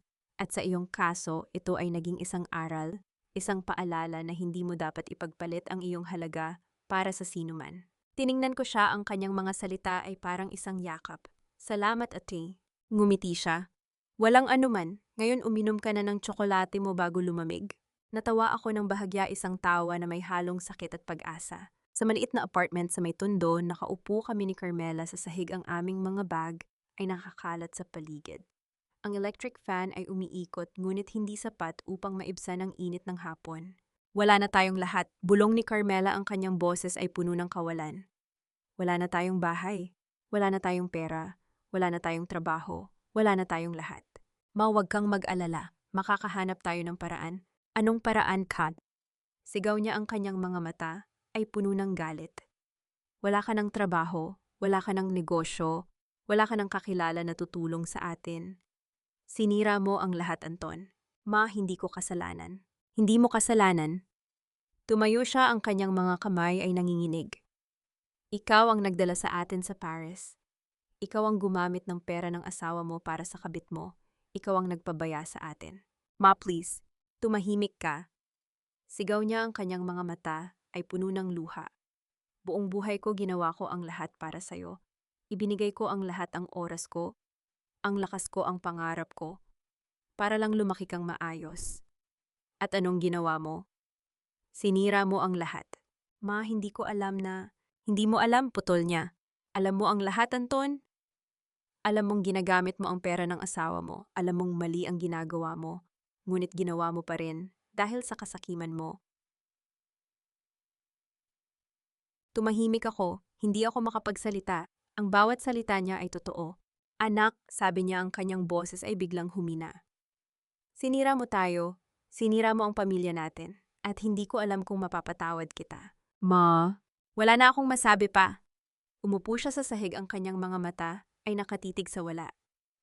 Wala na akong pag-asa. Tumahimik ang apartment. Ang tunog ng electric fan ay ang tanging naririnig. At sa sandaling iyon, naramdaman ko ang bigat ng lahat. Ang bigat ng aking mga pagkakamali, ang bigat ng aking kasakiman, ang bigat ng aking pagkawala. Ma, bulong ko lumapit sa kanya. Patawarin mo ako. Tiningnan niya ako, ang kanyang mga mata ay puno ng sakit. Hindi ko alam kung kaya ko, Anton. Hindi ko alam kung kaya ko. Umupo ako sa tabi niya, ang aming mga balikat ay nagtatama. Walang nagsasalita, walang gumagalaw. At pagkatapos may kumatok sa pinto, tumingin kami sa isa't isa. Sino yon? Tanong ni Carmela, ang kanyang boses ay puno ng pag-aalala. Hindi ko alam, sagot ko dahan-dahang tumayo. Lumapit ako sa pinto at binuksan ito. At nanlamig ako, nakatayo si Aurora sa harap ko, nakangiti. Nakasuot siya ng eleganteng pulang damit, ang kanyang buhok ay maayos na nakaayos, ang kanyang mga mata ay puno ng kumpiyansa. Hindi siya katulad ng Aurora na nakilala ko, ang tahimik mapagtiis na asawa. Ito ay isang bagong Aurora. Isang Aurora na hindi ko nakilala. Anton, sabi niya, yung kanyang boses ay kalmado at matamis. Bisitahin ko lang kayo. Gusto kong makita kung paano nabubuhay ang mga taong nagtaksil sa akin. Ang kanyang presensya ay nakakatakot at nakakapanghina. Ang kanyang ngiti ay hindi isang ngiti ng saya, ito ay isang ngiti ng tagumpay. Aurora, bulong ko, ang aking boses ay nanginginig. Ano? Tanong niya, ang kanyang mga mata ay malamig. Hindi mo ba ako aanyayahan sa loob? At sa sandaling iyon, naramdaman ko ang isang bagay na hindi ko pa naramdaman sa buong buhay ko. Ang tunay na takot. Ang tunog ng kanyang mga takong sa sahig ay umaalingaw sa aking mga tainga, isang echo ng lahat ng aming nasira, lahat ng aming nawala. At alam kong hindi pa tapos ang lahat. Anton, halika rito. Kailangan mong harapin ang asawa mong taksil. Utos ni Carmela, ang kanyang boses ay matalim habang nakatayo sa may pintuan. Nakatayo ako sa harap nila, ang aking pulang damit ay kumikinang sa mahinang ilaw ng kanilang maliit na apartment. Ang amoy ng lumang kahoy at alikabok ay pumupuno sa hangin, isang malayong mundo mula sa marangyang bahay na dati naming tinatawag na tahanan. Ma, huwag! Ngunit pinutol ako ni Aurora. Carmela, tama na. Ako mismo ang nandito para magsalita. Walang kailangang utusan. Ang kanyang boses ay kalmado ngunit may bakal sa bawat salita. Hindi ito ang Aurora na nakilala ko, ang babaeng tahimik na nagtitiis, ang babaeng laging nagbibigay. Ito ay isang estranghero. Anong ginagawa mo dito? Tanong ko, ang aking boses ay nanginginig. Ngumiti siya, isang ngiti na hindi umabot sa kanyang mga mata. Hindi ba't sinabi ko na gusto kong makita kung paano nabubuhay ang mga taong nagtaksil sa akin? Tumingin siya sa paligid, ang kanyang mga mata ay dahan-dahang lumilibot sa maliit na espasyo. At ngayon nakikita ko na, ganito pala ang hitsura ng pagbagsak. Anong gusto mong patunayan, Aurora? Sigaw ni Carmela, ang kanyang mukha ay pula sa galit. Napanalo ka, na sinira mo kami, sapat na. Nasa impyerno na kami, hindi mo ba nakikita? Carmela, mahinahong sabi ni Aurora, hindi ako naparito para manakit. Naparito ako para tapusin ang lahat. Tapusin, tumawa ako ng mapait. Anong tapusin? Sinira mo na ang lahat. Wala na kaming bahay, wala na kaming pera, wala na kaming lahat. Umupo si Aurora sa lumang silya sa sulok, ang kanyang mga kamay ay nakapatong sa kanyang kandungan. Umupo kayo, may sasabihin ako. Hindi mo kami uutusan, sigaw ni Carmela. Ma, pagsaway ko, tumahimik ka. Tiningnan ako ni Carmela na parang gusto niya akong patayin, ngunit umupo siya sa sahig, ang kanyang mga bisig ay nakakross. Anton, sabi ni Aurora, ang kanyang mga mata ay diretso sa akin. Alam mo ba kung gaano kita minahal? Alam mo ba kung gaano ko inalay ang sarili ko sa'yo at sa pamilya mo? Alam ko, Aurora. Hindi mo alam. Putol niya, ang kanyang boses ay matalim ngunit kontrolado. Hindi mo alam kung paano ko tiniis ang lahat, ang mga pang-iinsulto ng nanay mo, ang mga gabing mag-isa ako dahil abala ka sa negosyo, ang mga pagkakataong pinili kong manahimik para lang walang gulo. Ibinigay ko ang lahat, Anton. Lahat. Pasensya na, bulong ko, ang aking mga kamay ay nanginginig. Pasensya na, Aurora. Nagkamali ako. Mahal pa rin kita. Mahal mo pa ako. Ngumiti siya ng mapait. Mahal mo pa ako ngunit ginamit mo ang pera ko para sa ibang babae. Mahal mo pa ako ngunit pinahintulutan mong ituring ako ng nanay mo na parang alila. Mahal mo pa ako ngunit hindi mo ako ipinagtanggol kahit isang beses. Hindi ko alam kung paano. Tama na, Anton, sigaw ni Carmela tumatayo. Huwag kang magmamakaawa sa kanya. Siya ang masama, siya ang walang utang na loob, siya ang... Carmela, mahinahong sabi ni Aurora, ang kanyang boses ay parang yelo. Umupo ka. Hindi mo ako uutusan, ako ang nanay ni Anton, ako ang... Mame, away kahit ay ma... Umupo ka ulit ni Aurora, ang kanyang mga mata ay malamig. O aalis ako at hindi mo na makikita ang mga dokumentong dinala ko. Tumahimik si Carmela. Ang kanyang mga mata ay kumurap, ang kanyang bibig ay bumuka at sumara. Anong dokumento? Tanong ko, ang aking puso ay tumitibok ng mabilis. Dahan-dahang kinuha ni Aurora ang isang sobre mula sa kanyang bag. Inilapag niya ito sa maliit na mesa sa gitna ng silid. Ang annulment papers, sabi niya, ang kanyang boses ay kalmado. Pinirmahan ko na ang lahat. Ang abogado ko ay naghain na sa korte. Sa loob ng ilang buwan, hindi na kita asawa, Anton. Ano? Sigaw ni Carmela. Hindi mo pwedeng gawin yan, kasal kayo sa harap ng Diyos. Sa harap ng Diyos, ngumiti si Aurora ng walang saya. Sa harap ng Diyos niloko mo ako. Sa harap ng Diyos ginamit mo ako. Sa harap ng Diyos sinira mo ang pamilya natin. Tumayo siya, ang kanyang presensya ay napakalaki sa maliit na silid. Hindi na kita asawa, Anton. Hindi na kita manugang, Carmela. Wala na kayong karapatan sa akin. Ang kanyang mga salita ay parang saksak, malalim, masakit at hindi maiiwasan. Wala na kaming lahat. Bulong ko, ang aking mga tuhod ay nanginginig. Wala na kaming lahat. Umupo ako sa sahig, ang aking ulo ay nakayuko.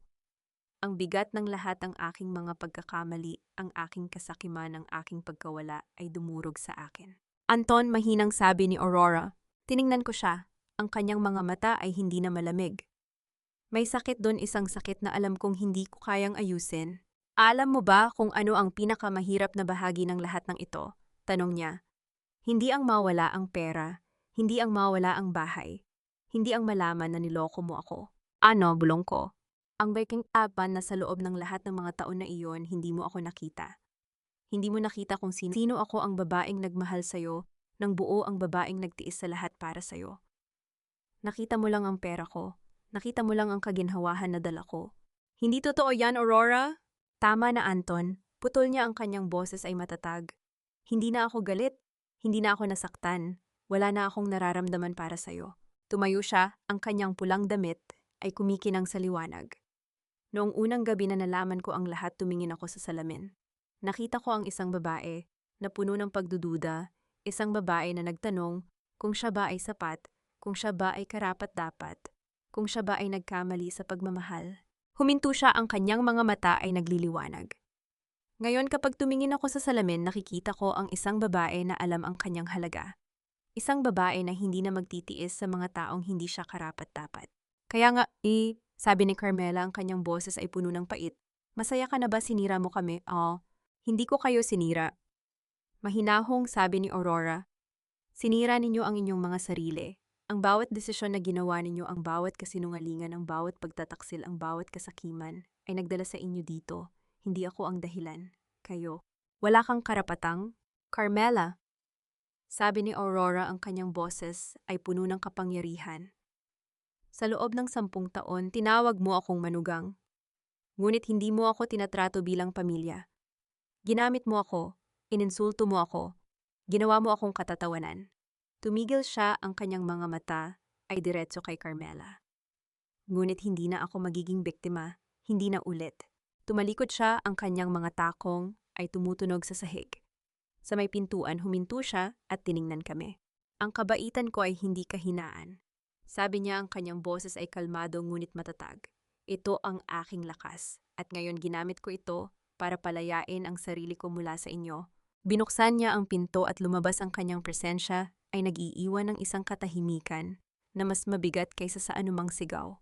At pagkatapos narinig ko ang tunog ng pinto na sumasara, isang echo ng lahat ng aming nawala, lahat ng aming sinira, lahat ng aming hindi na maibabalik. Umupo ako sa sahig, ang aking mga luha ay hindi mapigilan. Sa tabi ko si Carmela ay tahimik, ang kanyang galit ay napalitan ng isang kawalan na hindi ko pa nakita sa kanya. Bulong ko, ano ang gagawin natin? Hindi siya sumagot. Ang kanyang mga mata ay nakatitig sa walang laman, ang kanyang mga kamay ay nanginginig. At sa sandaling iyon, nalaman ko ang katotohanan na hindi ko kayang harapin. Hindi kami nawalan ng bahay, hindi kami nawalan ng pera, hindi kami nawalan ng negosyo. Nawala namin ang tanging taong nagmahal sa amin ng walang kondisyon. Nawala namin si Aurora. Ngunit bago ko pa man ma-process ang lahat, may narinig akong tunog sa labas, ang tunog ng mga yabag na papalapit. Tumingin ako sa bintana at nanlamig ako. Nakatayo si Lily sa labas, nakaupo sa isang lumang bench, ang kanyang mga mata ay nakatingin sa pinto. Sa pinto nakakatapos lang isara ni Aurora. Ngumiti siya, isang ngiti na puno ng paghanga at isang bagay na mas madilim. Galing mo, bulong niya, ang kanyang boses ay halos hindi marinig. Akala ko ako lang ang marunong maglaro ng ganito. Tiningnan ko siya, ang aking puso ay tumitibok ng mabilis. Hindi ko alam kung ano ang ibig sabihin nito, kung ano ang kanyang ginagawa dito, kung ano ang kanyang balak. Gunned out ko ang isang baga. Hindi pa tapos ang lahat. Ang tunog ng pagbukas ng sobre ay tila huminto sa mundo ko. Hindi ko alam kung gaano katagal akong nakatayo doon. Hawak ang larawan ng isang babaeng kasing itsura ko, ngunit mas bata, mas malaya. Ang kanyang mga mata ay puno ng liwanag na matagal ko nang hindi nakikita sa sarili kong reflection. May kapatid ka pala, Elle. Ang mga letrang iyon ay parang kuryente na dumaloy sa aking mga ugat. Ang Elle Lily, ang babaeng sumira sa aking kasal, ang babaeng tumakas matapos ang lahat ng kaguluhan. Bakit siya ang may alam nito? Paano niya nalaman ang isang bagay na hindi ko mismo alam? Ngunit bago ko pa man masagot ang mga tanong na iyon, may isang bagay na mas mahalaga ang kumapit sa aking isipan. May kapatid ako. Sa loob ng 30 taon ng aking buhay, akala ko ako ay nag-iisa. Lumaki ako sa isang orphanage, walang alam tungkol sa aking pamilya. Tinanggap ko na lang na ganito ang aking kapalaran, na ako ay isang taong nag-iisa sa mundong ito. Ngunit ngayon hawak ko ang patunay na hindi pala ako nag-iisa. Tumingin ako sa larawan muli. Ang babaeng ito, ang aking kapatid, ay may parehong mata ko, parehong ngiti, parehong hugis ng mukha. Sino siya, nasaan siya? Bakit hindi ko siya nakilala? Yung aking kakamay ay nanginginig habang iniimbak ko ang larawan sa aking bag. Hindi ko alam kung ano ang gagawin sa impormasyong ito. Hindi ko alam kung ito ba ay isang biro, isang panluloko, o isang katotohanang matagal ko nang dapat malaman. Ngunit isang bagay ang sigurado ako. Ang aking bagong simula ay hindi pa pala ganap na natatapos. 3 buwan na ang nakalipas, mula nang iwan ko sina Anton at Carmela sa kanilang maliit na apartment sa Tondo. 3 buwan na ang nakalipas mula nang isara ko ang pintong iyon at simula ng aking bagong buhay. Ngayon nakatayo ako sa aking maliit na opisina, isang espasyo na puno ng liwanag, halaman at mga pangarap na aking itinayo gamit ang aking sariling mga kamay. Ang aking negosyo ay hindi malaki, ngunit ito ay akin. Ito ay bunga ng aking pagsusumikap, ng aking mga gabing walang tulog, ng aking mga sakripisyo. Maganda ang lugar mo, Aurora. Tumingin ako kay Attorney Reyes na nakaupo sa harap ko na may dalang mga dokumento. Ang kanyang ngiti ay may mainit, puno ng paghanga. Salamat, sagot ko, umupo sa aking upuan. Hindi madali, ngunit sulit naman. Tingnan ko lang ang mga huling papeles na ito. Sabi niya, inilatag ang mga dokumento sa mesa. Pagkatapos nito, opisyal na ang lahat. Ang annulment, ang paglilipat ng mga ari-arian, ang lahat ng legal na usapin tapos na. Tiningnan ko ang mga dokumento, ang aking mga mata ay dumadaloy sa bawat linya. Ang mga ito ay kumakatawan sa isang kabanata ng aking buhay na sa wakas ay isinasara ko na. Attorney Reyes. Sabi ko, ang aking boses ay puno ng taos-pusong pasasalamat. Hindi ko alam kung paano kita pasasalamatan. Kung wala ka, hindi ko alam kung kakayanin ko ba ang lahat ng ito. Umiling siya, ang kanyang mga mata ay tapat. Hindi mo kailangan ng tulong ko, Aurora. Kailangan mo lang ng lakas ng loob na gawin ito. At meron ka noon pa man. Ang kanyang mga salita ay tumago sa akin. Noon pa man, bago pa man ang lahat, bago pa man ang pagtataksil, bago pa man ang sakit, may lakas na ako. Kailangan ko lang itong matagpuan. May itatanong ako sa'yo. Sabi niya ang kanyang boses ay nagiging seryoso. Narinig mo na ba ang tungkol kay Anton at Carmela? Ang pangpanggalan nila ay parang isang alaala, isang bagay na malayo at hindi na masakit. Ano ang nangyari? Lumipat sila sa probinsya, sabi niya, sa isang maliit na bayan sa Quezon. Namumuhay sila ng simple nagbebenta ng mga gulay sa palengke. Hindi ko alam kung paano nila kinakaya, ngunit tila nakakaraos naman sila. Hindi ako nakaramdam ng kasiyahan sa kanilang pagbagsak. Hindi ako nakaramdam ng tagumpay. Sa halip, isang pakiramdam ng kapayapaan ang dumating sa akin. Hindi ko na kailangan pang magalit. Hindi ko na kailangan pang maghiganti. Ang kanilang buhay ngayon ay resulta ng kanilang mga desisyon, hindi ko na kailangan pang maging bahagi nito. Mabuti naman, mahinang sabi ko. Sana matuto sila sa kanilang mga pagkakamali. Tiningnan ako ni Attorney Reyes na may paghanga. Marami kang natutunan, Aurora. Hindi lahat ng tao ay kayang magpatawad ng ganito. Hindi ko pa sila napapatawad pag-amin ko. Ngunit hindi ko na rin sila kailangang dalhin sa aking puso. Ang galit ay mabigat. At ako ay pagod ng magdala ng mga bagay na hindi naman sa akin. Tumango siya, ang kanyang mga mata ay puno ng pag-unawa. Kung gayon sa wakas, ay malaya ka na. Malaya, ang salitang iyon ay parang isang awit sa aking puso.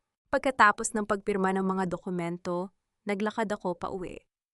Ang aking bagong bahay, isang malilit ngunit magandang tahanan sa isang tahimik na lugar, ay ilang minuto lamang ang layo mula sa aking opisina. Sa aking paglalakad, naalala ko ang mga araw kasama si Anton.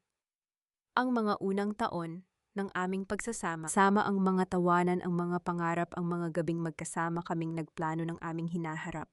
Hindi na ito masakit. Hindi na ito nagdudulot ng luha. Ito ay isang alaala lamang, isang bahagi ng aking nakaraan na tumulong sa paghubog ng aking pagkatao. Natuto ako mula sa mga alaalang iyon. Natuto akong magmahal ng buo, ngunit natuto rin akong protektahan ang aking sarili. Natuto akong magtiwala, ngunit natuto rin akong kilalanin ang mga taong hindi karapat-dapat sa aking tiwala. Ang aking nakaraan ay hindi na isang tanikala. Ito ay isang pundasyon, isang bagay na nagpatibay sa akin, nagturo sa akin, naghanda sa akin para sa mas magandang hinaharap. Pagdating ko sa aking bahay, tumigil ako sa harap nito. Ang maliit na harden sa harap, ang mga bintanang puno ng liwanag, ang bubong na sumisilong sa akin mula sa ulan. Ang lahat ng ito ay akin. Hindi dahil may nagbigay sa akin, kundi dahil pinaghirapan ko ito. Dahil pinili kong magsimula muli. Dahil pinili kong mabuhay para sa aking sarili. Tumingin ako sa abot tanaw, ang langit ay puno ng mga kulay ng paglubog ng araw. Ang ginto, ang rosas, ang lila, parang isang pagpipinta na ginawa para sa akin. Ngumiti ako, ang aking buhay ay sa akin na. Hindi na ito nakasentro sa ibang tao. Hindi na ito nakasalalay sa pag-aproba ng iba. Hindi na ito nakakulong sa mga inaasahan ng iba. Ang Nawat King Way ay akin at ito ay maganda. Tumalikod ako, ang aking mga paa ay dinala ako sa aking pintuan. Ang aking kamay ay umabot sa doorknob, ang aking puso ay puno ng kapayapaan. Ngunit bago ko pa man ito buksan, may napansin akong kakaiba. Isang sobre sa aking mailbox. Walang return address, walang selyo, walang pangalan. Ang aking mga daliri ay umabot dito, ang papel ay malamig sa aking balat. May kakaibang bigat ito, hindi pisikal, ngunit isang bigat na nararamdaman ko sa aking dibdib. Binuksan ko ito, ang aking mga kamay ay bahagyang nanginginig. Sa loob may isang larawan. Isang babae kamukha ko, ngunit mas bata, mas malaya. Ang kanyang mga mata ay puno ng liwanag, ang kanyang ngiti ay puno ng buhay. Sa likod nito may mga sulat na pamilyar sa akin, ang sulat kamay na nakita ko na sa isang liham na nagwasak sa aking kasal. May kapatid ka pala, L. Ang aking ngiti ay naglaho. Ang aking puso, nakakatapos lang makahanap ng kapayapaan, ay biglang tumibok ng mabilis. May kapatid ako, at alam ito ni Lily. Tumingin ako sa larawan muli, ang aking mga mata ay naghahanap ng mga sagot sa mukha ng babaeng ito. Sino ka, nasaan ka? Bakit hindi kita nakilala? Ang aking bagong simula ay may bagong misteryo. At sa unang pagkakataon sa loob ng 3 buwan, hindi ko alam kung ano ang susunod na gagawin. Ngunit isang bagay ang alam ko. Ang aking kwento ay hindi pa tapos. Isang taon na ang lumipas. Naririnig ko pa rin ang tunog ng mga alon, ang malambot na paghampas sa dalampasigan, ang pagsalubong ng tubig sa buhangin na parang isang ritmong kinakanta ng mundo para sa akin. Nakaupo ako sa isang payag na gawa sa kawayan ng simoy ng hangin ay may halong alat at pagsasarili. Ang aking mga mata ay nakapikit, ang aking isipan ay walang iniisip na mabigat. Payapa. Iyon ang salitang pinakamahusay na naglalarawan sa aking pakiramdam. Hindi ang payapang may kasamang pag-iingat, kundi ang payapang nagmumula sa kaalamang wala nang nagbabanta sa akin. Ang aking maliit na negosyo ng mga handmade crafts ay umuunlad. Mula sa isang maliit na tindahan, naging 3 sangay na. Hindi ito ang kayamanang mayroon ako noon, ngunit hindi ko ito ipagpapalit sa anuman. Ang bawat produktong aking nilikha ay may bahagi ng aking puso. Ang bawat kita ay bunga ng aking sariling pagsisikap, hindi ng biyaya ng iba, hindi ng pagmamana, hindi ng kasal. Binuksan ko ang aking mga mata at tumingin sa karagatan. Ang asul ng langit ay sumasalubong sa asul ng dagat sa abot tanaw. At sa sandaling iyon, naramdaman kong bahagi ako ng kalawakan malaya walang hangganan. Ang aking telepono ay nag-vibrate sa tabi ko. Tiningnan ko ang screen si Attorney Reyes. Aurora. Bati niya, ang kanyang boses ay seryoso, ngunit may bahid ng init. May magandang balita ako para sa iyo. Umupo ako ng tuwid, ang aking puso ay nagsimulang tumibok ng bahagyang mas mabilis. Ano iyon? Ang annulment mo ay pinal na. Pinalabas na ng korte ang desisyon kahapon. Ikaw ay ganap ng malaya. Ang kanyang mga salita ay parang isang alon na humampas sa akin, hindi marahas ngunit malakas. Sapat upang hugasan ng anumang natitirang tanikala na hindi ko alam na hawak ko pa. Talaga, yung aking boses ay halos pabulong. Talaga, maaari mong kunin ang kopya ng desisyon sa aking opisina kapag handa ka na. Ngunit sa ngayon, Aurora, malaya ka na. Ganap na malaya. Napahinga ako ng malalim.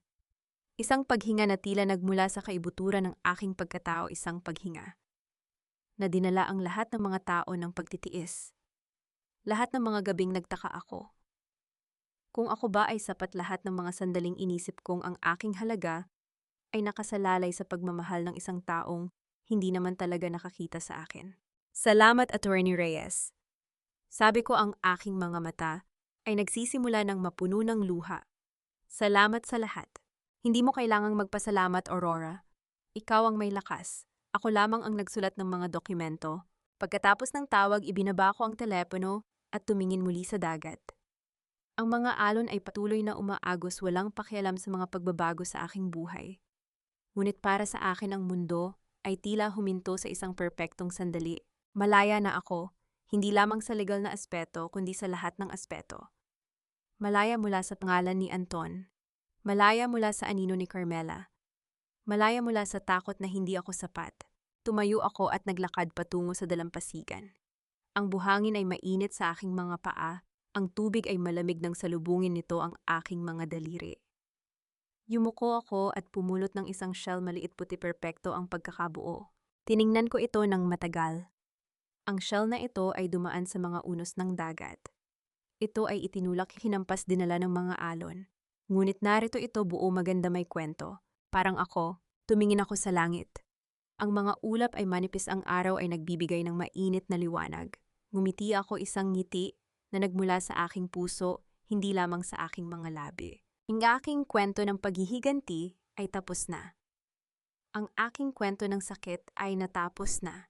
Ngunit ang aking kwento ng pamumuhay ay nagsisimula pa lamang. May mga araw pa ring nagtatanong ako sa sarili, ano kaya ang mangyayari kung ibang desisyon ang ginawa ko? Ngunit hindi na ako nabubuhay sa mga tanong na yon. Nabubuhay ako sa mga sagot na aking natagpuan, na ako ay malakas, na ako ay karapat-dapat, na ang aking buhay ay akin. Hinawakan ko ang shell ng mahigpit at tumingin sa abot tanaw. Ang hinaharap ay hindi ko alam, ngunit sa unang pagkakataon sa aking buhay, hindi ako natatakot sa kawalan ng katiyakan. Ang aking puso ay magaan. Ang aking hinaharap ay maliwanag. At ako ay buhay, tunay na buhay. Ang mga alon ay patuloy na humahampas, isang walang katapusang awit ng pag-asa. At ako, si Aurora, ay nakatayo sa tabing dagat, hindi na bilang isang biktima, hindi na bilang isang naghihigante, kundi bilang isang babaeng natutong piliin ang kanyang sarili. At iyon ang pinakamagandang wakas sa lahat. Mga mahal kong tagapakinig, narating na natin ang pinakadulo ng mahabang paglalakbay na ito. Ang katahimikan ng dalampasigan, ang banayad na paghampas ng alon, at ang ngiting sumilay sa mga labi ni Aurora. Iyan ang imaheng naiwan nating huling larawan sa ating mga puso. Isang imahe ng kapayapaan ng pagkalaya ng isang babaeng sa wakas ay natutong piliin ang kanyang sarili. Maraming salamat sa inyong lahat na naging matiyagang saksi sa kwento ni Aurora. Sa bawat kabanata dinama natin ang kanyang sakit, ang kanyang galit at ang kanyang determinasyon. Ngunit habang isinusulat ko ang kanyang kwento, hindi ko maiwasang mapaisip, lalo na sa mga eksenang pinanood natin siyang tahimik na nagtitiis. Habang ang kanyang kabutihan ay inaabuso ng mga taong dapat sana ay nagmamahal sa kanya. May mga gabing tinanong ko sa sarili ko, paano kung ako ang nasa posisyon niya? Paano kung ang lahat ng aking pinaghirapan ay biglang kinuha ng mga taong inilagay ko sa aking puso? Hindi natin alam mga kaibigan kung ano ang ating gagawin hanggat hindi tayo mismo ang nasa sitwasyong iyon. Ngunit may itang bagay na natutunan ako sa kwento ni Aurora na nais kong ibahagi sa inyo at ito ay nagmula sa isang detalyeng maaaring hindi natin napansin ang kanyang pagiging tahimik. Sa simula inakala nating ang katahimikan ni Aurora ay tanda ng kahinaan. Ngunit sa paglipas ng kwento, natuklasan natin na ang kanyang katahimikan ay kanyang lakas. Sa totoong buhay madalas nating binibigyang kahulugan ang mga taong tahimik bilang mahina, bilang sunod-sunuran. Ngunit ang kwento ni Aurora ay nagpapaalala sa atin na may kapangyarihan sa pananahimik, ang kapangyarihang magmasid magplano at kumilos sa tamang panahon. Hindi nangangahulugang tayo ay mahina dahil lamang tayo ay hindi maingay. Minsan ang pinakamalakas na tao ay ang mga hindi natin naririnig sapagkat sila ay abala sa pagbuo ng kanilang depensa. At higit sa lahat natutunan natin na hindi dapat hintayin na maubos tayo bago tayo kumilos. Hindi natin kailangang tiisin ang anumang pang-aabuso ng tahimik. Kahit gaano pa katagal ang pagtitiis ay hindi palaging birtud, lalo na kung ito ay sumisira na sa ating pagkatao. Ngayon nais kong itanong sa inyo mga kaibigan. Sa kwentong ito, si Aurora ay pumili na manahimik muna bago kumilos. Ngunit kayo kung kayo ang nasa kanyang sitwasyon, ano ang gagawin ninyo? Hihintayin ba ninyo ang tamang panahon? O kikilos agad kayo sa unang senyales ng pagkakanulo habang pinakikinggan ninyo ito, nasaan kayo ngayon? Naglalakbay ba kayo pa uwi mula sa trabaho? Nagpapahinga sa inyong kwarto o naghahanda para sa inyong susunod na laban sa buhay? Ibahagi ninyo sa akin ang inyong mga saloobin sa comment section. Kung meron kayong kwentong katulad ni Aurora, isang kwento ng pagtataksil ng pagbangon o ng pagpili sa inyong sarili, huwag kayong mahiyang ibahagi ito. Dito sa ating komunidad, laging may handang makinig. At kung nagustuhan ninyo ang kwentong ito, huwag kalimutang i-like at i-share ito sa mga kaibigan ninyong maaaring nangangailangan ng inspirasyon. Sa bawat isa sa inyo, nais ko kayong batiin ng kapayapaan at lakas. Naway matutunan ninyong piliin ang inyong sarili tulad ng ginawa ni Aurora. Naway hindi kayo matakot na magsimula muli sapagkat ang bawat wakas ay isang bagong simula. At higit sa lahat naway lagi ninyong tandaan na ang inyong halaga ay hindi nasusukat sa pagmamahal ng iba, kundi sa pagmamahal na kaya ninyong ibigay sa inyong sarili. Mabuhay kayo mga kaibigan. Hanggang sa muli nating pagkikita sa susunod na kwento. Pamagat ng Kwentuing Kabibe ng Pagbangon, isang kwento ng paghihiganti at pagpapahalaga sa sarili. Ang kwentong ito ay isinulat na may inspirasyon mula sa mga totoong karanasan ng ilang individual. Inaalay ito sa lahat ng mga nakaranas ng pagkakanulo at pang-aabuso sa pag-asa na sila ay lumakas at magpatuloy sa paghahanap ng kanilang sariling kaligayahan. Paalala, ang lahat ng mga tauhan at pangyayari sa kwentong ito ay katang-isip lamang at hindi naglalayong manghusga o umatake kanino man. Ang kwento ay likha para sa layuning pang-aliw at upang maghatid ng positibong mensahe. Ang produktong ito ay natatangi maingat na binuo, inedit at sinuri. Ang karapatang ari nito ay pag-ari ng channel na ito. Mangyaring huwag i-re-upload o kopyahin ng walang pahintulot